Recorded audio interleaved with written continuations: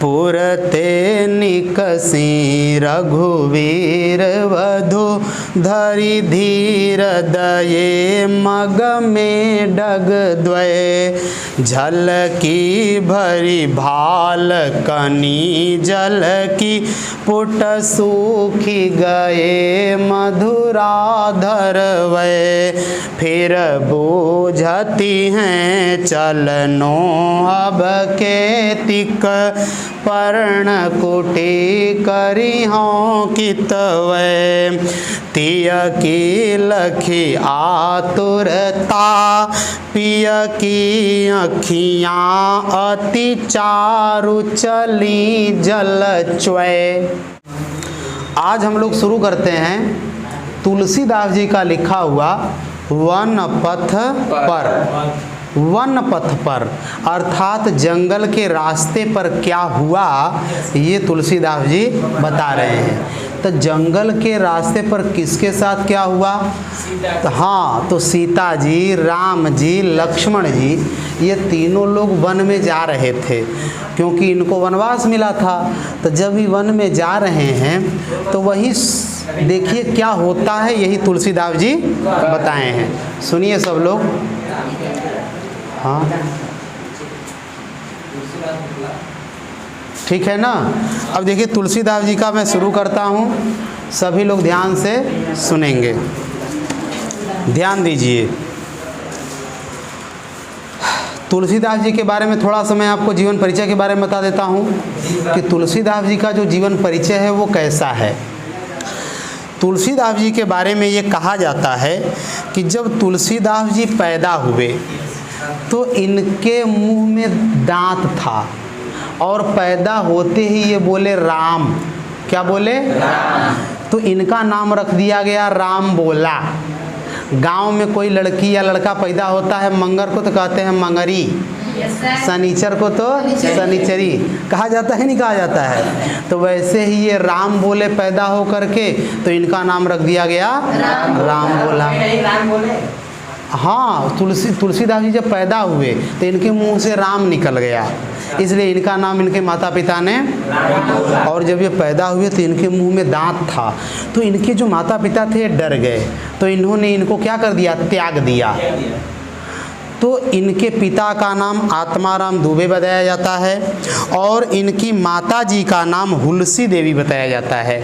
ठीक है। और हाँ, हुलसी इन्हें तुलसीदास जी को आ जाइए। हाँ, इनके माता पिता ने त्याग दिया। क्यों त्याग दिया? कि अरे हो सकता है ये अशुभ है, क्योंकि ये पैदा होते ही इसके मुंह में दांत है और ये पैदा होते ही क्या बोला? राम बोला। तो इनको अशुभ मान करके कि मुंह में दांत कैसे आ सकता है, इसलिए इनको वो लोग त्याग दिए। ध्यान दीजिएगा, इनका जो जन्म है राजापुर नामक गांव में चित्रकूट के पास बताया जाता है। पालन पोषण फिर कोई और ले आकर के किया है इनका पालन पोषण। ठीक है, पूरा जब जीवन परिचय बताएंगे तो उसमें पूरा बता देंगे। आगे देखिए, माता का नाम हुलसी देवी, पिता का नाम आत्माराम दुबे और इनके जो गुरु थे वो थे नरहरि दास। और इनकी जो विधा है लिखने की, तो ये काव्य लिखते हैं, कविताएं करते हैं। हाँ, और देखिए ध्यान से, इनकी जो भाषा है अवधी भाषा भी है और ब्रज भाषा भी है। ठीक है ना। अब चलते हैं पाठ के ऊपर कि पाठ में आखिर तुलसीदास जी ने वन पथ पर में क्या किया है। राम जी को वनवास मिला हुआ है और राम जी के साथ साथ उनकी पत्नी जा रही हैं और लक्ष्मण जी भी जा रहे हैं। पत्नी क्यों जा रही हैं? क्योंकि पत्नी को अर्धांगिनी कहा जाता है। अर्धांगिनी अर्थात वो पुरुष का आधा अंग होती है, तो जहाँ पुरुष जाएगा वहाँ उसकी पत्नी भी जाएगी। इसलिए सीता मैया कह रही हैं कि मैं भी आपके साथ, आप मेरे पति हैं तो आप जहाँ जहाँ मैं वहाँ वहाँ। अब इसके बाद क्या हुआ, लक्ष्मण जी थे, बोले भैया आप जहाँ रहेंगे तो आपकी सेवा करने के लिए मैं ज़रूर ही चलूँगा। इसलिए लक्ष्मण जी भी साथ में जा रहे हैं। अब ध्यान दीजिए, ये लोग अयोध्या नगरी से निकल चुके हैं और निकल करके और कोई नगर है और वहाँ से आगे बढ़ रहे हैं। अब बढ़ते हैं तो क्या करते हैं देखिए, पुरते निकसी रघुवीर वधु धरि धीर दये मग में डग द्वय झलकी भरी भाल कनी जल की पुट सूखी गए मधुराधर वै फिर बूझती हैं चलनो अब के तिक पर्ण कुटी करी हों कितवै तिय की लखी आतुरता पिय की अखियाँ अति चारु चली जल च्वै। देखिए क्या कहते हैं, गजब की बातें हैं। पुरते निकसी रघुवीर वधु, पुर माने नगर से रघुवीर की वधु अर्थात राम जी की जो पत्नी सीता हैं वो निकल करके धरी धीर बड़ी धीरज से दये मग में डग द्वय, अभी 2-4 कदम ही अर्थात कुछ ही दूरी पर चली हैं तो उस क्या हो गया, झलकी भरी भाल कनी जलकी, तो जल के कण उनके भाल पर माथे पर दिखाई देने लगे, झलकने लगे। क्योंकि भैया सीता मैया हैं, राजा की लड़की हैं, कभी तो पैदल चली नहीं होंगी इतना। अब वो कुछ ही दूर नगर से निकल करके गई हैं कि क्या देखती हैं कि उनके माथे पर से पसीने की बूंदें टपक रही हैं और पुट सूख गए मधुरा धरवै, और जो उनके होंठ हैं वो प्यास के मारे सूखने लगे। तो क्या हुआ, फिर बूझती हैं, तो सीता मैया फिर पूछती हैं, किससे, राम से पूछती हैं कि चलनो अब केतिक, कि अरे ये बताइए कि अभी कितना चलना है कि नहीं। गांव में भी ये होता है, आप लोग देखे होंगे, कई पति पत्नी जा रहे हैं काम कर रहे हैं तो वो कहती हैं कि अरे अभी कितना काम बाकी हो। तो वही बात ये भी सीता मैया पूछ रही हैं कि अरे अभी कितना चलना है, और पर्णकुटी करी हों कितवै, अरे पर्णकुटी जो हम लोग कुटिया बनाएंगे पत्ता का, वो कहाँ बनाएंगे ये तो बताइए, इतनी दूर आ गए चलते चलते, है कि नहीं। देखिए राजा की लड़की हैं, औरतें अधिकतर करके कहीं जाना होना होगा, कहो ये तना दूर घर हो, कह तला तन के दूर, इनको कुछ ही दूरी पर जाएंगी तो इनको लगता है कि बड़ा दूर है। तो सीता भी वही पूछ रही हैं अपने पति से। तो ये बात सुन करके जब वो पूछी हैं सीता मैया अपने पति राम से, तो राम की देखिए क्या दशा होती है, तिय की लखी आतुरता पिय की आँखियाँ अति चारु चली जल च्वै। सीता मैया की ये तिय की आतुरता, ये व्याकुलता देख करके पिय की आँखियाँ, पिय माने पति राम जी की आँखों से आंसू गिरने लगे। चली जल च्वै, गांव में कहते हैं कि चुवत है पानी, तो जल च्वै, उनकी आँखों से पानी चूने लगा, टपकने लगा। अब सोचिए ध्यान से कि ये पति थे श्री रामचंद्र जी, जो पत्नी साथ में चल रही हैं और पत्नी को कष्ट हो रहा है, बस केवल वो इतना पूछ रही हैं कि अरे अभी कितना चलेंगे। तो राम जी को इतनी तकलीफ हुई है कि राम जी की आंखों से भी आंसू, आजकल के पति होंगे देखते हैं गांव में कैसे कहते हैं, बड़ा आयल सुकुमार भयल है, मारब दुएड़ा बैठ जेबू, चल उठ के चल, कहते कि नहीं कहते हैं। हर एक बात पर कोई बात कहती है पत्नी तो कहते हैं, लेकिन राम जी की आंखों से आंसू टपक रहे हैं, है कि नहीं। और पूरा अर्थ सुनिए, एक बार फिर बता देते हैं। नगर से निकल करके अभी कुछ ही दूरी पर 2-4 कदम ही कुछ दूरी पर चली हैं सीता मैया कि उनके माथे पर से पसीने की बूंदें टपकने लगीं और उनके होंठ प्यास के कारण सूखने लगे। तो वो राम जी से पूछती हैं कि अरे अभी कितना चलना है और हम लोग कुटिया कहाँ बनाएंगे। तो रामचंद्र जी ये बातें सुन करके बड़ी व्याकुल हो जाते हैं और इनकी आंखों से भी आंसू, ये राम जी इसलिए रो रहे हैं, राम जी की आंखों से आंसू इसलिए निकल रहा है कि अरे हमारे कारण ही बतावा राजा कले की हमारे कारण ही पैदल चलत है, इसलिए वो रो रहे हैं। क्योंकि सीता मैया सोचिए राजा की लड़की हैं, अब यहाँ एक ठो फोन घुमा दें, मार रथ पर्थ आ जाएगा तुरंत, गाड़ी आ जाएगी, लेकिन फिर भी राम जी के कारण वो चल रही हैं ना, इसलिए राम जी थोड़ा आंखों में आंसू है कि हमारे कारण बेचारी के दुख उठावे के होता। अब दूसरी पंक्तियाँ, अब दूसरा पद्य शुरू करते हैं। देखिए, जल को गए लखन है लरिका, परिखो पिय छाँ घरी कहवे ठाड़े, पोछी पसेऊ बयारी करऊँ, अरु पाय पखारी हूँ भूभूरी ठाड़े, तुलसी रघुवीर प्रियाश्रम जानी के, बैठी विलम्ब लो कंटक काढ़े, जानकी नाह को नेह लख्यो, पुल को तनु बारी बिलोचन बाड़े। क्या गजब की बात कहते हैं तुलसीदास जी। कहते हैं कि जल को, अब देखिए जब ये बात कह दी तो और क्या कह रही हैं राम जी से कि जल को गए लखन है लरिका। गांव में अधिकतर करके जब शादियां होती हैं भैया की, तो छोटे छोटे जो भाई होते हैं, वो भाभी जो आती हैं तो कहते हैं अरे हो लड़कवा जौन सोहन रहना के हर गई ना, लड़कवा के बोलावा लड़कवा। तो सीता मैया के लखन है लड़का, अरे हो जो लड़कवा हुआ लखन लक्ष्मण, वो कहाँ गए हैं? जल को, जल लाने के लिए गए हैं।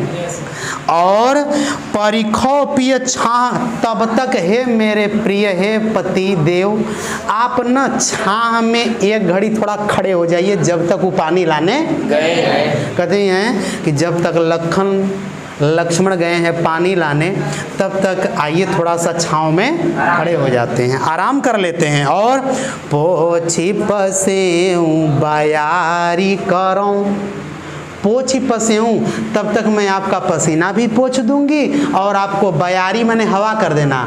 गाँव में कहते हैं अरे बड़ा बयार बहते हो, हवा बह रही है, तो कह रही हैं कि थोड़ा सा बयारी में आपको आंचल से ऐसे ऐसे हुक दूंगी तो हवा हो जाएगी, फिर पसीना सूख जाएगा। और वो पाय पखरियों भूभुड़ी ठाढ़े, और जब वो पानी लेके आ जाएंगे तो आपका मैं पाँव भी क्या कर दूंगी? पखार दूंगी, धो दूंगी, है कि नहीं? तब देखिए आगे तुलसी, अब तुलसीदास जी कह रहे हैं कि रघुवीर प्रियाश्रम जान के, तो राम जी जान गए कि लगता है कि ज़्यादा थक गई हैं, इसलिए श्रम जाने के कि बहुत ज़्यादा ही थक गई हैं, इसलिए ये ऐसा बहाना मार रही हैं कि हवा बैठ जा, थोड़ा आराम कर लेबा तो के हम हवा कह दे। अरे हमको का हवा करेंगी वो? राम जी सोच रहे हैं, वो तो जान रहे हैं कि ज़्यादा थक गई हैं, इनके बैठ जाएगा, है कि नहीं? तो देखिए, बैठे विलम्ब लौ कंटक काढ़े, तो रामचंद्र जी जानबूझ के ज़्यादा देर तक बैठे। क्यों? क्योंकि सीता क्या कर लेंगी? आराम कर लेंगी। अब विलम्ब लौ कंटक काढ़े, बड़ी देर तक सीता के पाँव का कांटा निकालते रहे श्री रामचंद्र जी। बड़ी देर तक जान, कांटा न रहा हो तब वो झूठा के निकाले, अरे हरो हरो करा, गोड़े हरो हर मत करा, हिल जाई। लेकिन आजकल के पति होंगे कांटा निकालेंगे नहीं और ही कांटा डाल देंगे पाँव में। होता ही नहीं होता है। क्या गजब की बात सिखाई गई है। हाँ हाँ बिल्कुल बना हुआ है मंदिर, जाके देखिए, चित्रकूट में चले जाइए। हाँ, तो ऐसी ऐसी जगहें हैं, स्थान हैं। ये तुलसीदास जी सिखा रहे हैं कि हमको अपने जीवन में कैसे रहना चाहिए। आजकल पति पत्नी में अधिकतर झगड़ा होता है कि नहीं? क्यों होता है? क्योंकि पत्नी का दुख पति नहीं समझता और पति की बातों को पत्नी भी नहीं समझती है। लेकिन जब एक दूसरे का सुख दुख समझेंगे तब ना ये जीवन की गाड़ी जो है ठीक चलेगी।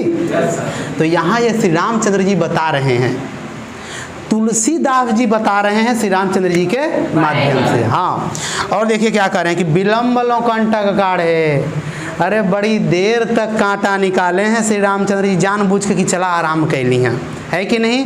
और देखिए, जानकी नाह को नेह लख्यो, पुल को तनु बारी बिलोचन बाड़े। जानकी नाह को नेह लख्यो। अब देखिए, सीता मैया के प्रति इतना प्रेम देख करके, सीता मैया अपने प्रति इतना प्रेम देख करके कि अरे हमसे इतना प्यार करते हैं कि क्या कर रहे हैं, हमारा कांटा तक निकाल रहे हैं। इसलिए पुलको तनु बड़ी खुश हुई और बारी बिलोचन बाढ़े, और बड़ी उनकी आंखों से आंसू झरझर झरझर बहने लगे। राम जी के आंखों से भी आंसू बह रहे हैं, और सोच लीजिए सीता जी को इसलिए आंसू बह रहे हैं कि अरे मेरे पति बताइए कितना मुझसे प्रेम करते हैं कि मेरे पाँव का कांटा खुद निकाल रहे हैं, और राम जी इसलिए रो रहे हैं कि हमारे कारण बेचारी के इतना दुख उठावे के पड़ा था, है कि नहीं? तो समझ में आ गया। अब देखिए इसका पूरा अर्थ।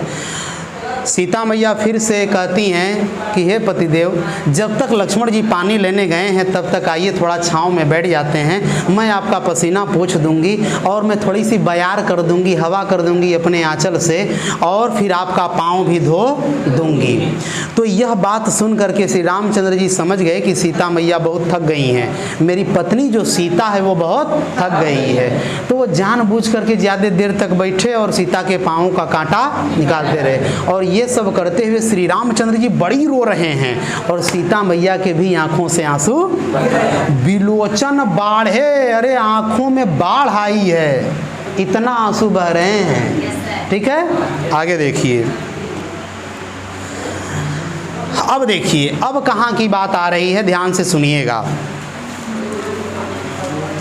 रानी, यहाँ से पढ़ते हैं। रानी मैं जानी अजानी महा पविपान हूँ ते कठोर हियो है, राजहु काज अकाज न जान्यो, कहियो तिय को जिन कान कियो है, ऐसी मनोहर मूरति ये बिछुरे कैसे प्रीतम लोग जियो है, आँखिन में सखी राखी बेजोग, इन्हें किमि कै बनवास दियो है।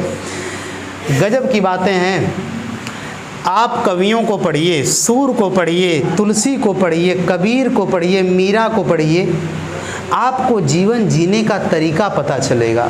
जीवन को कैसे जिया जाए, कैसे जिया जाता है, ये तरीका कवि बताएंगे, लेखक बताते हैं कि कैसे जिया जाता है। पति पत्नी को कैसे रहना चाहिए। देखिए कि ये पति हैं श्री रामचंद्र जी, पत्नी के पाँवों का कांटा बैठ करके जानबूझ के देरी करके निकाल रहे हैं। आजकल के पति होते हैं बोझ, हाँ तुरंत निकाल देंगे, सारा दर्द खत्म हो जाता है, फिर दर्द ही नहीं होगा।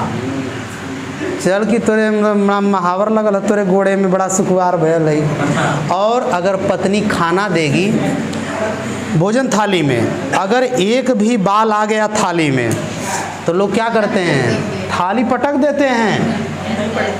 और देखिए और क्या करते हैं लोग, थाली तो पटकी देंगे, कहेंगे कि तो आँख फूट कर लगा के मनियाना देख रही कुछ पड़ल है, करे फलानवा वाली हैं, यह तोर माई तो के सिखैले है का। ठीक है, उसकी माई नहीं सिखाई है तुमको, तो तुम्हारी माई नहीं सिखाई कि बाल पड़ गया तो बाल निकाल के खाना खा लो, केवल उसी की गलती है। ऐसे तो बड़ा बाल बड़ा पसंद रहता है, तो हर बड़वा ना बड़ी बढ़िया लगेला कहते नहीं कहते हैं, ऐसे लंबा लंबा बाल चाहिए। और खाना में एक ठो चला गया तो थरिया पटक दिए, ऐसे होना नहीं चाहिए भाई, गलती है, चला गया बाल निकाल के खा लीजिए। घून चला जाता है थाली में तो थरिया पटक देते हैं, ऐते मुर्गा काट के खा जाते हैं तब नहीं लगता है कुछ, ऐती भूखा घून चला जाता है तो थरिया मैं तो निकाल के खा जाता हूँ, फतिंगा रहता है फतिंगा निकाल के खाना खा जाता हूँ, अंडा मांस मछली मुर्गा तो नहीं खाते हैं बिल्कुल। बहुत दिन हो गए और छोड़ दिए भाई। जीवन जीने की कला, चावल कच्चा रह गया ना तो भगवान ने पत्थर जैसा दांत क्यों दिया है कि कच्चा रह जाएगा तब वो चुपचाप खाए लिए, कुछ बोले मत अपने मेरा रुके, है कि नहीं। अगर मान लीजिए रोटी जल गई तो कोई बात नहीं, दूसरी खा लो, झगड़ा करने की क्या ज़रूरत है इसमें। दाल में ज़्यादा नमक हो गया तब पानी डाल के खा लो, क्या पानी डाल के खा लेंगे तो मर जाएंगे, अब पानी डाल के खाया मर गए तुरंत, अरे भैया पानी डाल के खाओ, कम है तो नमक डाल के खा लो। अब बात बात में पत्नी से झगड़ा करना, कहाँ तक बताएं। आप लोग गांव में देखते होंगे क्या क्या चीज़ें होती हैं। नमक नहीं रहेगा, का रे हैं, नमक अगर ज़्यादा डल गया हैं तो चाहत है कि हम मर जाए नमक खा के जल्दी, हैं जहर क्या नहीं डाल देती दलिया में, ऐसे बोलते हैं लोग। जल गया तो कोई बात नहीं, कार्बन समझ के खा लीजिए, शरीर को आवश्यकता होगी कार्बन खा लीजिए, रोटी जल गई तो, है कि नहीं। तो देखिए इसमें क्या कहते हैं कि रानी में जानी। अभी लोग रास्ते से जा रहे हैं तो एक गांव से गुजर रहे हैं, तो गांव की जो औरतें हैं वो आपस में बात कर रही हैं। देख करके सीता मैया को, राम को और लक्ष्मण को देख करके आपस में जो औरतें हैं वो बात कर रही हैं। आप लोग भी देखते होंगे, कहीं इधर उधर आते जाते होंगे, गांव की औरतें देखेंगी, बात करेंगी, अरे हो दूठा लड़का कहाँ जातू वहाँ सो, हाँ पैदल है जातू वहाँ सो, साइकिलिया में हवा हइयो हो तब वो, है कि नहीं। उनको का पता कि कुल चीज़ है ब्रेक ना है, तोरे घरे में घुस जाइए तन कहीं, है कि नहीं। तो देखिए अर्थ सुनिए, रानी में जानी अजानी महा। अब वो औरतें बात कर रही हैं कि ये रानी में जानी अजानी महा, कि ये सखी, अरे मैं जान गई वो जो रानी है ना एकदम अज्ञानी है। क्या है?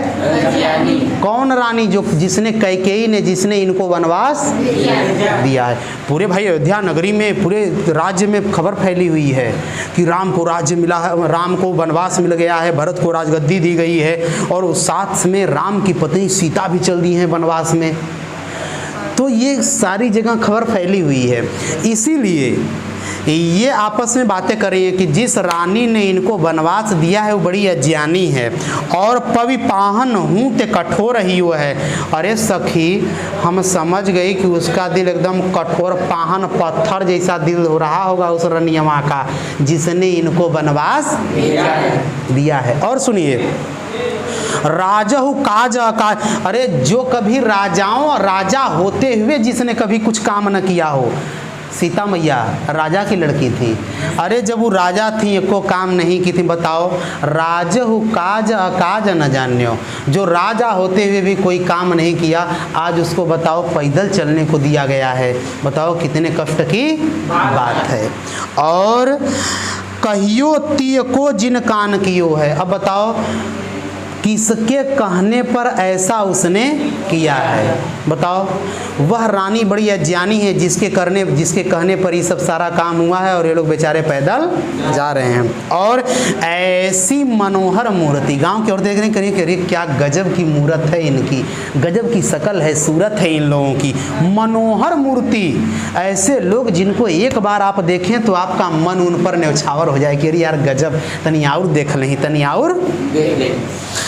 बिछुरे कैसे प्रीतम लोग ये सखी, जब भी लोग अपने घर से चले होंगे तो इनकी जो माई हुए, इनके जो भाई रहे होंगे, वो लोग कैसे जी रहे होंगे इनके बिना, है कि नहीं।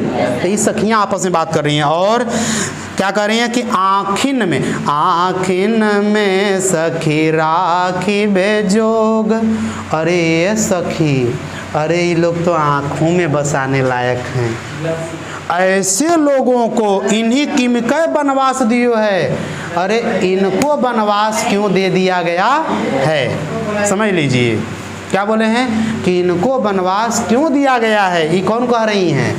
सखियां जो गांव की हैं आपस में बातें कर रही हैं। हाँ, समझ आ रहा है कि नहीं।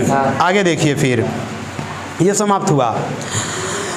और क्या बात कर रही हैं आपस में। शेष जटाउर बाहु विशाल, विलोचन लाल तिरछी सी भौहें, तून सरासन बान धरे, तुलसी बन मार्ग में सुठी सोहें, सादर बारही बार सुभाय, चितय तुम त्यों हमरो मन मोह, पूछति ग्राम वधूसियसो, कहो सांवर से सखी रावर को हैं।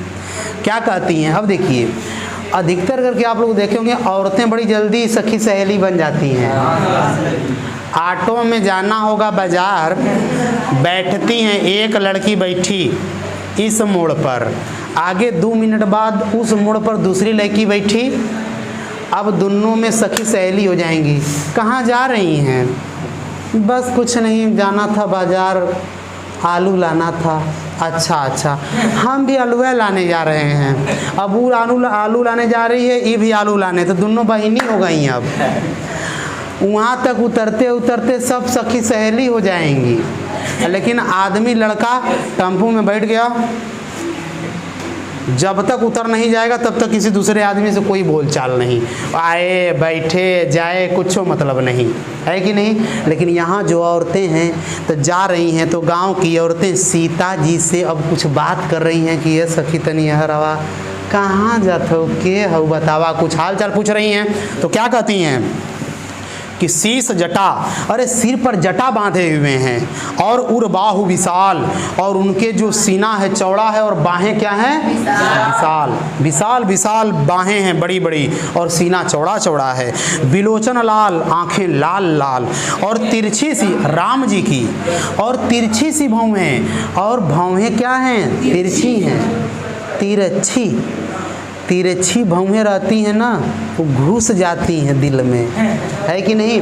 पहले के ज़माने में आप लोग पुरानी फिल्में देखिए, उस ज़माने में जो अभिनेत्रियाँ होती थीं, हीरोइनें होती थीं, उनकी आंखें कजरारी आंखें, हाई एकदम ऐसे एकदम चौंक चौंक होता था, तिरछा तिरछा, और घुस जाता था हृदय में, किसी के लग जाता था। तो श्री राम जी की एक भौहें कैसी हैं? तिरछी सी भौहें। देखिए और देखिए, तून सरासन बान धरे, और कंधे पर तुणीर, वो तीर इधर पीछे लगा हुआ है तरकस, और तरकस में तीर रखे हुए हैं, और कंधे पर धनुष लिए हुए हैं।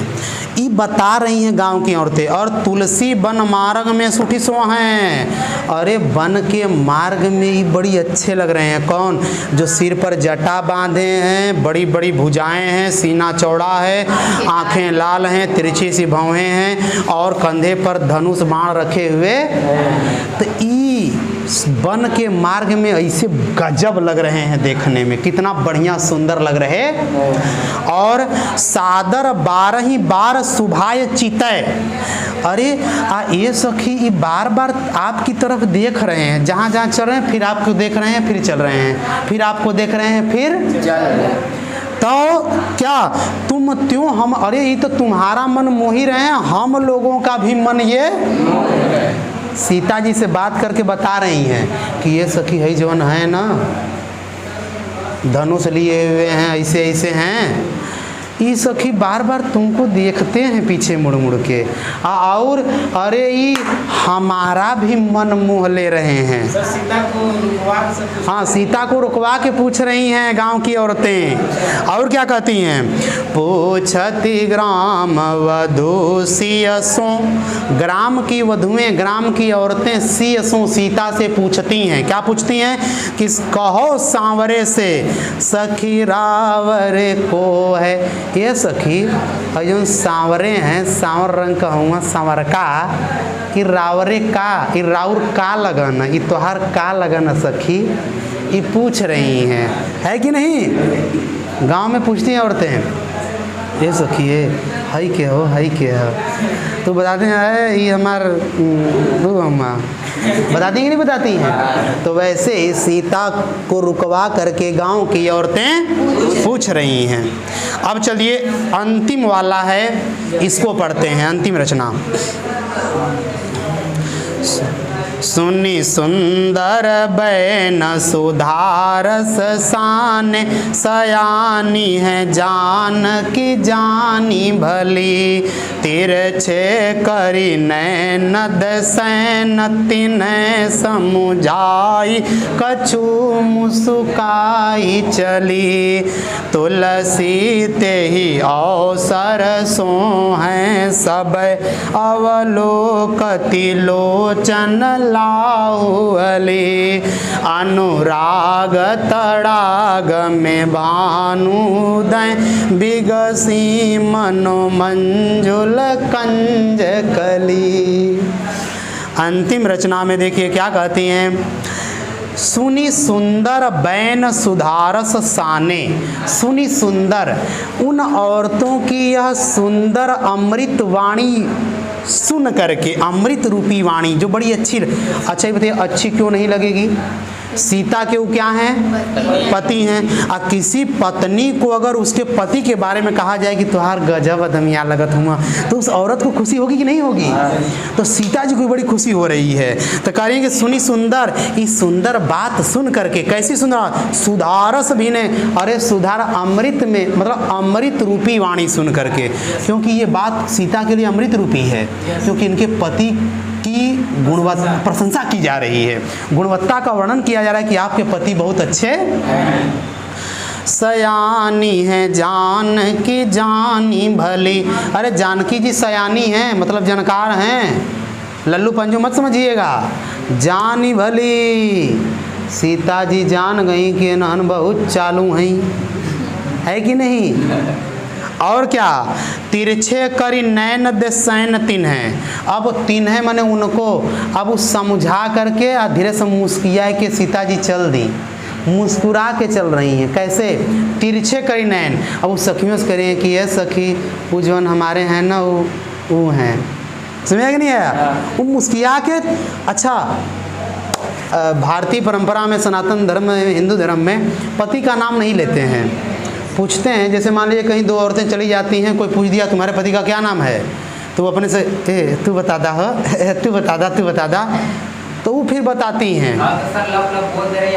हाँ तो अब क्या करें, अब सब पूरा पहले ज़माने का जो लोक लज्जा था वो सब त्याग दी, बेलज्ज निर्लज्ज हो गई। तो पति का नाम भुक से लेती हैं, और पति का नाम ले तो लेबे करती हैं, और उनके दादा बाबू का लेके गरियाई भी देती हैं, है कि नहीं?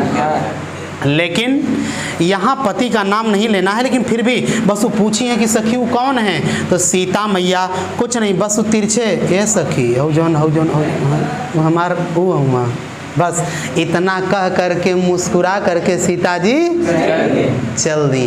और देखिए, तुलसी ते ही अवसर सोहें सबय अवलोकति लोचन लाहुअली। तुलसी जब वो चलने लगी और जब सभी लोग, तीनों लोग चलने लगे, तो उसी अवसर पर, उसी समय पर जो यहाँ की जो स्त्रियाँ हैं गांव की, वो लोग उनको बड़ी प्रेम से देख रही हैं कि क्या गजब की जोड़ी बनाई है भगवान ने। और ये लोग कैसे, देखिए इतने प्यारे लोग जंगल में जा रहे, बड़े प्रेम से सब लोग उनको देख रहे हैं। लोचन लाहुअली, जैसे कोई फूल भंवरे के ऊपर मंडराता है और कहीं जाने देता, वैसे इन औरतों की आंखें किस पर लगी हुई हैं? उन पे मंडरा रही हैं। किन पर? राम जी, सीता जी पे और लक्ष्मण पर, है कि नहीं? अंतिम पंक्ति, अनुराग तड़ाग में भानुदय बिगसी मनो मंजुल कंज कली। अनुराग तड़ाग में, अरे ऐसा लग रहा है जैसे अनुराग में होता है प्रेम, प्रेम रूपी तालाब में कमल खिले हैं और उन कमलों पर मंडराने के लिए भंवरे आ गए हैं, अर्थात प्रेम उपजा हुआ है राम जी और सीता जी और लक्ष्मण के और इन ग्राम वधुओं के बीच। और वो लोग कमल के समान हैं और ये जो गांव की वधुएं हैं ये लोग भंवरे के समान हैं। और इनकी आंखें कहाँ लगी हुई हैं? उन सीता जी पर, राम जी पर, तो उन्हीं को सब लोग निहार रही हैं, देख रही हैं कि अरे कितने सुशोभित लग रहे हैं। सोचिए, अब बस इतना ये आपको लगा हुआ है, इसके बाद ये समाप्त हो गया। अब सोचिए कि कितनी अच्छी बातें तुलसीदास जी ने बताई हैं। अब कुछ लोग जो कभी न पढ़े न कभी कुछ पढ़ते हैं, अब रामचरितमानस उठा लेंगे और उसमें फिर वो अर्थ निकालना शुरू कर देते हैं कि तुलसीदास ने ये गलत लिख दिया, तो तुलसीदास ने ये गलत लिख दिया। अच्छा, मतलब तुम तुलसीदास जी से बहुत बड़े जानकार हो गए। तुलसीदास जी जैसा कभी पैदा नहीं हुआ, ऐसा ये कहा जाता है। बताइए, सबसे महान कवि सर कौन है? ऐसे तो नहीं कहा जा सकता कि कोई महान है, हर एक व्यक्ति अपने अपने क्षेत्र में महान है, लेकिन जो कला तुलसी के अंदर है कि ऐसी कविता लिखकर, ऐसी रचना करके तुलसी चले गए और फिर भी बोले कि हम तो कुछ नहीं हैं, इतनी रचना करने के बाद भी तुलसी ने अपने आप को कुछ नहीं माना है। कविता करके तुलसी न लसे, कविता लसी पा तुलसी की कला। अरे कविता करके तुलसी जी धन्य नहीं हुए, बल्कि तुलसीदास की लेखनी पा करके कविता धन्य हो गई है। ऐसी लेखनी तुलसीदास जी ने चलाई है, लिखी है।